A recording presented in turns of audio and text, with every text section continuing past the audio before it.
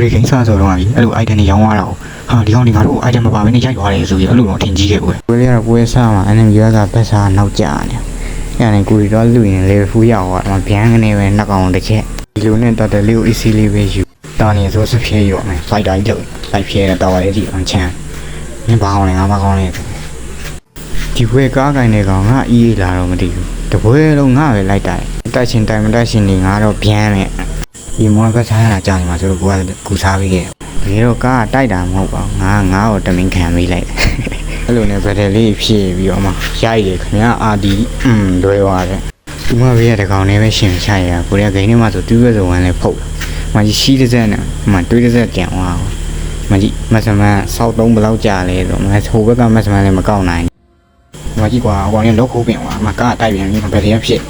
မကြီးကွာငါတော့ဒီဗတယ်ကြီးအကြာကြီးခံလာတော့မကြီးမဆမန်လည်းလုတ်ပြီးလိုက်အဲ့တော့ဘယ်သူမှရောက်မလာကြအောင်ငါတို့လည်း6နှစ်ကောင်ရှော့အောင်အေးလေးကဝိုင်းမှန်လာမိတော့ကိုက3ယောက်ရောက်ပြီးရဆိုကို3ယောက်ယူလိုက်ဟောဒါပေမဲ့တို့ဘက်ကလည်း3ယောက်ကားလေးကောက်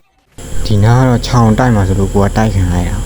တာလာခြင်းဆိုရင်မှအေးလေးကိုရိုက်ပြီးလိုက်ကိုကတော့ space စားပြီးတော့မှရိုက်ပြီးလိုက်တွေးလေးနည်းနည်းလေးကိုတစ်ခေါင်းမှမရအောင်လေကိုပဲသိသွားဒီလိုနဲ့ဗတယ်ကောင်းတစ်ခါမှမဆိုင်နဲ့မဆန်းလေးကဗတယ်လေးတစ်ခါဆိုင်တာနဲ့ပွဲကိုတန်းအံ့တော့ပါဒီမှာလေလင်းတော့တက်တယ်ဖောင်းလို့ကိုရိုက်ခွဲမှာအံ့လိုက်ရော